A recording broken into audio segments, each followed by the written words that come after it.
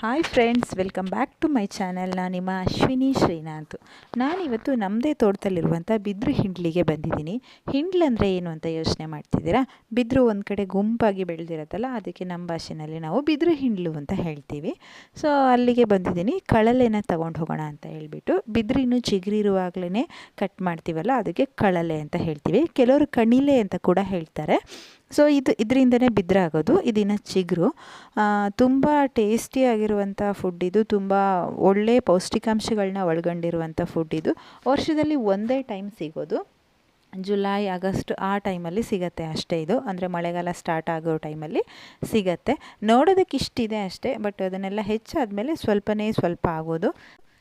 1 ಗಂಟೆಯಿಂದ ಇನ್ನೊಂದು ಗಂಟೆಗೆ ಅದು ಅರ್ಧ ಅಷ್ಟೇ ಯೂಸ್ ಆಗೋದು ನಮಗೆ ಸಾಂಬಾರು ಮಾಡೋದಕ್ಕೆ. ಇನ್ನು ಅರ್ಧ ಅದು ಬೆಳೆದಿರುತ್ತೆ, ವೇಸ್ಟ್ ಆಗುತ್ತೆ. ಸೊ ಈ ಥರ ಎಲೆಗೋಸ್ಕರ ಅದ್ರದ್ದು ಸಿಪ್ಪೆನೆಲ್ಲ ತೆಗೆದುಬಿಟ್ಟು ಅದ್ರ ಒಳಗಡೆ ಇರೋದನ್ನು ನಾವು ತೊಗೋಬೇಕಾಗತ್ತೆ. ಸೊ ಜಾಸ್ತಿ ಬೆಳೆದಿದ್ರೆ ಇದು ಸಾಂಬಾರು ಮಾಡೋದಕ್ಕೆ ಬರಲಿಲ್ಲ ಅಂತಂದರೆ ಉಪ್ಪಿನಕಾಯಿ ಹಾಕೋದಕ್ಕೆ ಯೂಸ್ ಮಾಡ್ತಾರೆ. ಸೊ ಈ ಗಂಟಿಂದ ಗಂಟು ನಮಗೆ ಅರ್ಧ ಮಾತ್ರ ಯೂಸ್ ಆಗುತ್ತೆ. ಸೊ ಚಿಕ್ಕದಾಗಿ ಕಟ್ ಮಾಡಿಕೊಂಡು ಇದನ್ನು ನಾವು 2 ಡೇಸು ಬೆಳಗ್ಗೆ ಸಂಜೆ ನೀರು ಚೇಂಜ್ ಮಾಡ್ತಾ ಅದನ್ನು ಹಾಗೆ ನೀರಲ್ಲಿ ನೆನೆಸಿಡಬೇಕು. 3ನೇ ದಿನಕ್ಕೆ ಅದು ಸಾಂಬಾರು ಮಾಡೋದಕ್ಕೆ ರೆಡಿ ಆಗುತ್ತೆ. ನೋಡಿ, ಈ ಥರ ದೊಡ್ಡದಾಗಿ ಹೆಚ್ಕೊಂಡಿದ್ದಾರೆ ನಮ್ಮಮ್ಮ. ಇದನ್ನು ಬದನೆಕಾಯಿ ಹೆಣ್ಗಾಯಿ ಮಾಡ್ತಾರಲ್ಲ, ಸೊ ಆ ಥರ ಏನೋ ಮಸಾಲೆ ಎಲ್ಲ ತುಂಬಿ ಮಾಡ್ತಾರಂತೆ. ಬಟ್ ನಂಗೆ ಅದ್ರ ಬಗ್ಗೆ ಗೊತ್ತಿರಲಿಲ್ಲ. ಇದೇ ಫಸ್ಟ್ ನಾನು ಹೇಗೆ ಮಾಡ್ತಾರೆ ನಮ್ಮಮ್ಮ ಅಂತ ನೋಡಿಬಿಟ್ಟು ನಾನು ನೆಕ್ಸ್ಟ್ ಟೈಮ್ ಮಾಡಿ ನಿಮಗೆ ಆ ರೆಸಿಪಿನ ತೋರಿಸ್ತೀನಿ. ಇನ್ನು ಇದನ್ನು ಚಿಕ್ಕದಾಗಿ ಕಟ್ ಮಾಡಿಕೊಂಡು 2 ಡೇಸು ನೀರನ್ನು ಬೆಳಗ್ಗೆ ಸಂಜೆ ಚೇಂಜ್ ಮಾಡಿಕೊಂಡು ಅನಂತರ ನಾವು ಅದನ್ನು ಸಾಂಬಾರಿಗೆ ಯೂಸ್ ಮಾಡ್ಕೋಬೇಕು. ಈ ನಾವು ಬಿಸಾಕ್ತೀವಲ್ಲ ವೇಸ್ಟೇಜು, ಇದು ಹಸುಗಳಿಗೆ ಸಿಗೋ ಹಾಗಿಲ್ಲ. ಯಾಕಂದರೆ ಇದು ಹಸುಗಳಿಗೆ ವಿಷ ಅಂತೆ. ಅವುಗಳು ತಿಂದರೆ ಖಂಡಿತ ಹಸುಗಳು ಸತ್ತೋಗ್ತವೆ ಅಂತ ಹೇಳ್ತಾರೆ. ಸೊ ಹಸುಗಳು ತಿನ್ನೋದಕ್ಕೆ ಸಿಗದೇ ಇರೋವಂಥ ಜಾಗದಲ್ಲಿ ನಾವು ಇದ್ರ ವೇಸ್ಟೇಜ್ನ ಬಿಸಾಕಬೇಕು. ಬನ್ನಿ ಈಗ ಸಾಂಬಾರು ಮಾಡೋದು ಹೇಗೆ ಅಂತ ನೋಡೋಣ. ಇದಕ್ಕೆ ಬೇಕಾಗಿರುವಂಥ ಐಟಮು, ಒಂದು ಅರ್ಧ ಕಾಯಿ ತೊಗೊಂಡಿದ್ದೀನಿ ನಾನು. ಆಮೇಲೆ ಕೊತ್ತಂಬರಿ ಸೊಪ್ಪು ತೊಗೊಂಡಿದ್ದೀನಿ, ಜಸ್ಟ್ ಫ್ಲೇವರ್ಗೆ. ನೀವು ಇದ್ದರೆ ತೊಗೊಳ್ಳಿ, ಇಲ್ಲ ಅಂದರೆ ನೋ ಪ್ರಾಬ್ಲಮ್. ಆಮೇಲೆ ಅರ್ಧ ಈರುಳ್ಳಿ ತೊಗೊಂಡಿದ್ದೀನಿ, 1 ಬೆಳ್ಳುಳ್ಳಿ, 1 ಸ್ಪೂನ್ ಅಚ್ಕಾರದ ಪುಡಿ, 1 ಸ್ಪೂನ್ ಸಾಂಬಾರು ಪುಡಿ, 1 ಸ್ಪೂನು ಧನಿಯಾ ಪುಡಿ ಮತ್ತು ಸ್ವಲ್ಪ ಅರಿಶಿನ ತೊಗೊಂಡಿದ್ದೀನಿ. ಮತ್ತು ಇಲ್ಲಿ ಅರ್ಧ ಸ್ಪೂನು ಜೀರಿಗೆ, ಒಂದು ಅರ್ಧ ಸ್ಪೂನ್ ಮೆಂತ್ಯ, ಒಂದು ಅರ್ಧ ಸ್ಪೂನು ಉದ್ದು, ಆಮೇಲೆ 4ರಿಂದ 5 ಲವಂಗ, 1 ಚಕ್ಕೆ ಪೀಸ್ ತೊಗೊಂಡಿದ್ದೀನಿ. ಇದು ಜಸ್ಟ್ ಫ್ಲೇವರ್ಗೆ. ಇದನ್ನು ಹುರಿದ್ಬಿಟ್ಟು ನಾನು ಖಾರಕ್ಕೆ ಹಾಕಿ ಖಾರನ ರುಬ್ತೀನಿ. ಹುಳಿ ಹಾಕಲ್ಲ, ಯಾಕಂದರೆ 2 ಡೇಸ್ ನಾವು ನೆನೆಸಿಟ್ಟಿರ್ತೀವಲ್ಲ, ಆ ಕಳಲೆನೇ ಸ್ವಲ್ಪ ಹುಳಿ ಫ್ಲೇವರ್ ಇರುತ್ತೆ. ಸೊ ಅದಕ್ಕೋಸ್ಕರ ನಾನು ಹುಳಿನ ಹಾಕಲ್ಲ. ನಿಮಗೆ ಬೇಕಾದರೆ ನೀವು ಹಾಕ್ಕೊಳ್ಳಿ. ಸೊ ಇದಿಷ್ಟನ್ನು ರುಬ್ಕೊಂಡು ಬರೋಣ. ಚಿಕ್ಕದಾಗಿ ಕಟ್ ಮಾಡಿರೋ ಕಳಲೆನ ನಾವು ನೀರು ಮತ್ತು ಉಪ್ಪು ಹಾಕಿ ಚೆನ್ನಾಗಿ ಬೇಯಿಸ್ಕೋಬೇಕು. ಬೇಯೋದಕ್ಕೆ ಇಟ್ಟಿದ್ದೀನಿ ಅದನ್ನು ಆಲ್ರೆಡಿ ನಾನು. ನೋಡಿ, ಇಲ್ಲಿ ಬೇಯ್ತಾ ಇದೆ. ಚೆನ್ನಾಗಿ ಬೆಂದಿದೆ ಅಂತ ಅನ್ನಿಸ್ದಾಗ ನೀವು ರುಬ್ಕೊಂಡಿರುವಂಥ ಮಸಾಲೆನ ಅದಕ್ಕೆ ಹಾಕ್ಬೋದು. ಈ ಕಳಲೆ ಬಂದುಬಿಟ್ಟು ದೇಹಕ್ಕೆ ತುಂಬ ಹೀಟು, ಆದ್ದರಿಂದ ನೀವು ಇದಕ್ಕೆ ಮೊಳಕೆ ಕಾಳನ್ನ ಕೂಡ ಆ್ಯಡ್ ಮಾಡ್ಕೋಬೋದು. ಹೆಸರು ಕಾಳಾಗಿರಲಿ, ಕಡಲೆ ಕಾಳಾಗಿರಲಿ, ಮೊಳಕೆ ಬರೆಸಿ ಇದ್ರ ಜೊತೆ ಹಾಕಿ ಮಾಡೋದ್ರಿಂದ ಟೇಸ್ಟು ಕೂಡ ಚೆನ್ನಾಗಿರುತ್ತೆ. ಪ್ಲಸ್ ಆರೋಗ್ಯಕ್ಕೆ ಇದು ಹೀಟ್ ಆಗಿದ್ದರಿಂದ ಅದು ತಂಪು, 2 ಈಕ್ವಲ್ ಆಗುತ್ತೆ.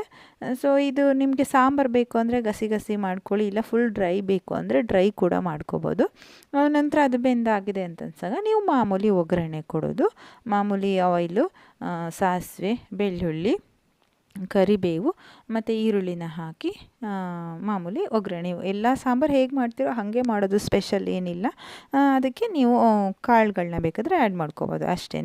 ಸೊ ಇದು ಕಳಲೆ ಪಲ್ಯ ರೆಡಿ ಆಯಿತು. ಇದಕ್ಕೆ ನಾವು ನಮ್ಮೂರಲ್ಲಿ ತುಂಬ ಫೇಮಸ್ಸು ಅಕ್ಕಿ ರೊಟ್ಟಿ ಮತ್ತು ಕಳಲೆ 2 ಕಾಂಬಿನೇಷನ್ ತುಂಬ ಫೇಮಸ್ಸು. ಅಕ್ಕಿ ರೊಟ್ಟಿ ಜೊತೆಗೂ ಚೆನ್ನಾಗಿರುತ್ತೆ, ಆಮೇಲೆ ಚಪಾತಿ ಜೊತೆಗೂ ಕೂಡ ಚೆನ್ನಾಗಿರುತ್ತೆ. ಬಟ್ ನಮ್ಮ ಮನೆಯಲ್ಲಿ ನಾವು ಜಾಸ್ತಿ ಅಕ್ಕಿ ರೊಟ್ಟಿ ಜೊತೆಗೆ ಈ ಕಳಲೆ ಮಾಡ್ತೀವಿ. ವರ್ಷದಲ್ಲಿ 1 ಟೈಮ್ ಸಿಗೋದು, ಅದು ಮಳೆಗಾಲದ ಟೈಮಲ್ಲಿ. ಈ ಕಳಲೆಗಳು, ಅಣಬೆ, ಏಡಿ, ಹತ್ತು ಮೀನು ಇದೆಲ್ಲ ವರ್ಷದಲ್ಲಿ 1 ಟೈಮ್ ಮಾತ್ರ ಸಿಗೋದು. ಸೊ ಇದನ್ನು ಖಂಡಿತ ಮಿಸ್ ಮಾಡ್ಕೊಬಾರ್ದು. ಯಾವ್ಯಾವ ಸೀಸನ್ಗೆ ಏನೇನೆಲ್ಲ ಸಿಗುತ್ತೋ ಅದನ್ನೆಲ್ಲ ತಿಂದುಬಿಡಬೇಕು. ಅದರಲ್ಲಿ ಹಲವಾರು ರೀತಿಯ ಪೌಷ್ಟಿಕಾಂಶಗಳಿರುತ್ತೆ. ಇನ್ನು ನಮ್ಮ ಮನೆಯಲ್ಲಿ ಅಮ್ಮ ಅಕ್ಕಿ ರೊಟ್ಟಿ ಮಾಡಿದರು. ಬೆಳಗ್ಗೆ ತಿಂಡಿನೇ ಅಕ್ಕಿ ರೊಟ್ಟಿಗೆ ಕಳಲೆ ಪಲ್ಯ ಹಾಕ್ಕೊಂಡು ತಿಂದ್ವಿ. ತುಂಬ ಸಖತ್ತಾಗಿತ್ತು. ಇನ್ನು ಕಳಲೆಯಲ್ಲಿ ನಾನು ಇನ್ನೊಂದು ರೆಸಿಪಿ ಕೂಡ ನಿಮ್ಮ ಜೊತೆ ಶೇರ್ ಮಾಡ್ಕೋಬೇಕು ಅಂತ ಇಷ್ಟಪಡ್ತೀನಿ. ಕಳಲೆ ಬೋಂಡ, ಇದನ್ನು ನಾನು ಫಸ್ಟ್ ಟೈಮ್ ಟ್ರೈ ಮಾಡಿರೋದು. ಬನ್ನಿ ಹಾಗಾದರೆ ಇದಕ್ಕೆಲ್ಲ ಏನು ಬೇಕು ಅಂತ ನೋಡೋಣ. 1 ಬೌಲ್ ಆಗೋಷ್ಟು ಕಳಲೆ ತೊಗೊಂಡಿದ್ದೀನಿ. ತುಂಬ ಚಿಕ್ಕದಾಗಿ ಹೆಚ್ಕೊಂಡಿರಬೇಕು ಇದನ್ನು. ಆಮೇಲೆ 1 ಬೌಲ್ ಆಗೋಷ್ಟು ಕಡಲೆ ಹಿಟ್ಟನ್ನು ತೊಗೊಂಡಿದ್ದೀನಿ. ಅಷ್ಟೇ, ಅಂದರೆ ಕಡಲೆ ಎಷ್ಟು ತೊಗೊಂಡಿರ್ತೀವೋ ಅಷ್ಟೇ ಕಡಲೆ ಹಿಟ್ಟು ತೊಗೊಂಡಿದ್ದೀನಿ. ಆಮೇಲೆ ಚಿಕ್ಕದಾಗಿ ಕರಿಬೇವನ್ನ ಕಟ್ ಮಾಡ್ಕೊಂಡಿದ್ದೀನಿ ಮತ್ತು ಕೊತ್ತಂಬರಿ ಸೊಪ್ಪನ್ನು ಕಟ್ ಮಾಡ್ಕೊಂಡಿದ್ದೀನಿ. ಒಂದು ಚಿಕ್ಕ ಶುಂಠಿ ಪೀಸನ್ನು ತುರಿದಿಟ್ಕೊಂಡಿದ್ದೀನಿ ಜಸ್ಟ್ ಫ್ಲೇವರ್ಗೆ.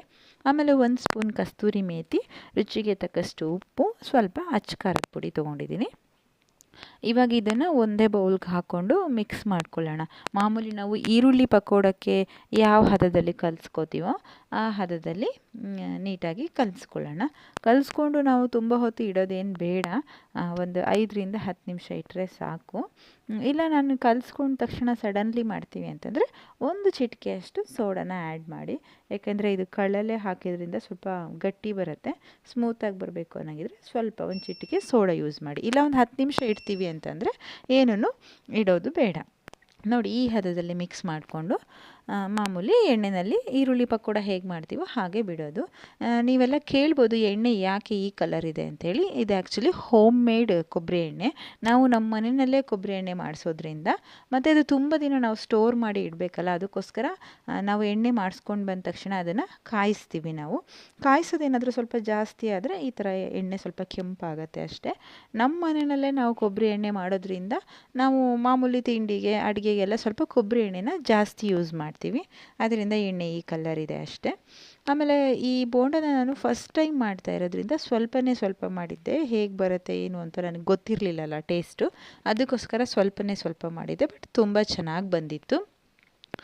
ನಿಮಗೆಲ್ಲ ಈ ರೆಸಿಪಿ ಇಷ್ಟ ಆಗಿದೆ ಅಂತ ಅಂದ್ಕೊತೀನಿ. ಖಂಡಿತ ಕಳಲೆ ಸಿಕ್ಕಿದ್ರೆ ಟ್ರೈ ಮಾಡಿ ನೋಡಿ, ತುಂಬ ಚೆನ್ನಾಗಿರುತ್ತೆ. ಯಾರಿಗೆಲ್ಲ ಈ ವಿಡಿಯೋ ಇಷ್ಟ ಆಯಿತು ಲೈಕ್ ಮಾಡಿ, ಶೇರ್ ಮಾಡಿ, ಕಮೆಂಟ್ ಮಾಡಿ. ಇನ್ನೂ ಯಾರೆಲ್ಲ ನನ್ನ ಚಾನಲ್ಗೆ ಸಬ್ಸ್ಕ್ರೈಬ್ ಆಗದೆ ನೋಡ್ತಾ ಇದ್ದೀರೋ ದಯವಿಟ್ಟು ಸಬ್ಸ್ಕ್ರೈಬ್ ಮಾಡಿ. ಅದ್ರ ಮೂಲಕ ನನಗೆ ಇನ್ನೂ ಹೆಚ್ಚಿನ ವೀಡಿಯೋಗಳನ್ನ ಮಾಡೋದಕ್ಕೆ ಸಪೋರ್ಟ್ ಮಾಡಿ. Thank you so much.